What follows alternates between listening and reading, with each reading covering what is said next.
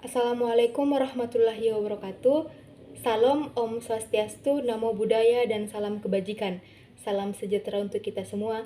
Perkenalkan, nama saya Naila Putri dari jurusan Administrasi Pendidikan, Fakultas Ilmu Pendidikan, Universitas Negeri Makassar. Dengan NIM 220403500015 dari kelas 01. Di sini saya akan menjelaskan dua materi, yaitu materi analisis jalur kritis dan materi karakteristik pengambilan keputusan. Guna memenuhi tugas dari mata kuliah pengambilan keputusan pendidikan dari Bapak Hasan SPDI MPD.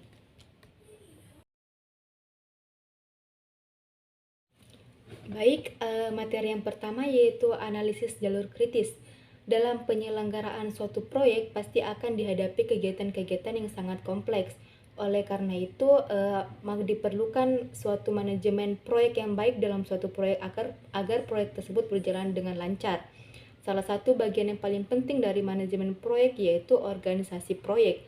Jika dalam suatu organisasi terdapat pengorganisasian yang baik, maka organisasi tersebut dapat berjalan dengan baik juga. Selain organisasi proyek, proyek juga harus disertai dengan analisis kerja yang baik. Salah satu analisis kerja yang baik dalam proyek yaitu dengan menggunakan CPM atau Critical Path Method, atau dalam bahasa Indonesianya analisis jalur kritis. Definisi dari jalur kritis sendiri ini yaitu di mana suatu kondisi atau situasi yang dihadapi oleh seorang manajer atau pemimpin dengan menempatkan analisis pada segi waktu dan biaya dalam sebagai latar belakang dalam pembuatan keputusannya, terkhusus dalam membuat keputusan pada jaringan-jaringan kerjanya.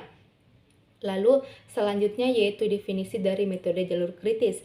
Metode jalur kritis yaitu rangkaian item pekerjaan yang menjadi bagian dari rangkaian item pekerjaan suatu proyek yang menjadi bagian kritis atas terselesaikannya proyek secara keseluruhan.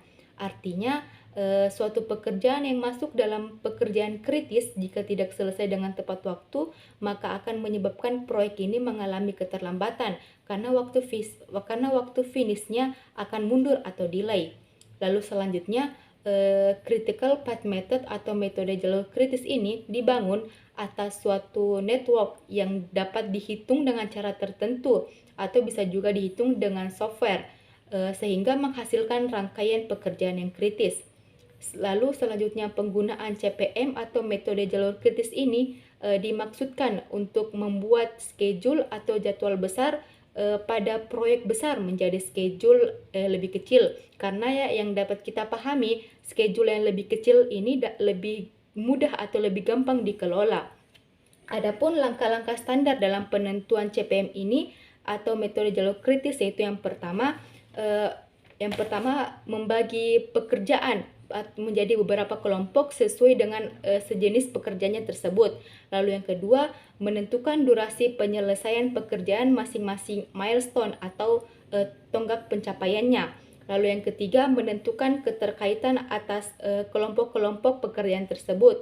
Lalu yang keempat, menentukan critical path method atau metode jalur kritis atas milestone atau tonggak pencapaian berdasarkan hubungan yang saling berkaitan.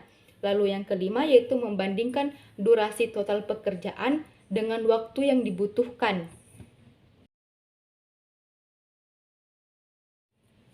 Baik, materi yang kedua yaitu mengenai karakteristik pengambilan keputusan.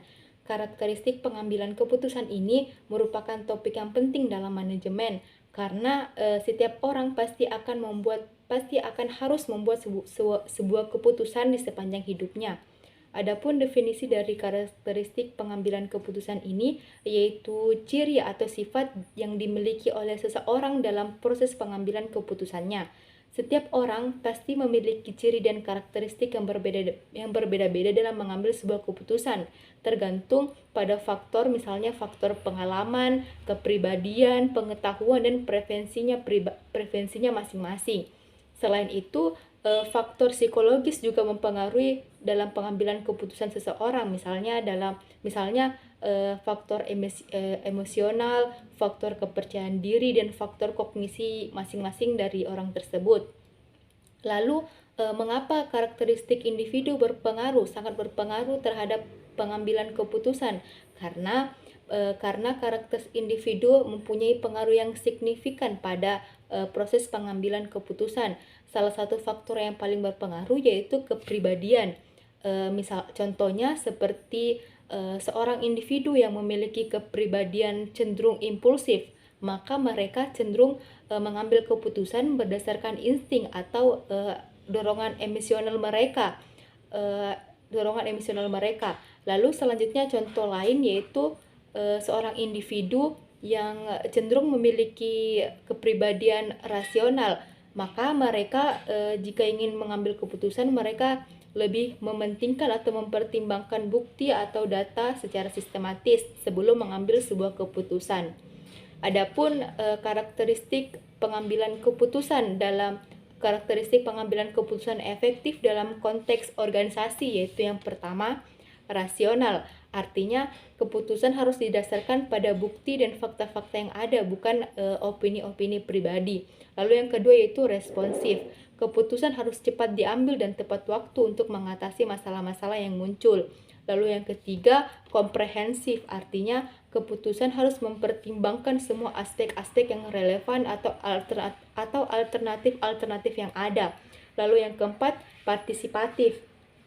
Artinya, keputusan harus melibatkan berbagai pihak dalam organisasi atau departemen-departemen dalam organisasi agar dapat memperoleh keputusan atau pandangan yang beragam. Lalu yang kelima, berorientasi pada tujuan. Artinya, keputusan yang diambil harus selaras dengan tujuan organisasi yang diinginkan. Lalu yang keenam yaitu mengukur kinerja. Artinya keputusan harus dapat diukur kinerjanya agar dapat dievaluasi apakah keputusan tersebut baik atau tidak berhasil dalam mencapai tujuan organisasi. Baik, itulah tadi penjelasan materi dari saya. Mohon maaf apabila ada salah-salah kata. Sekian dan terima kasih. Wassalamualaikum warahmatullahi wabarakatuh.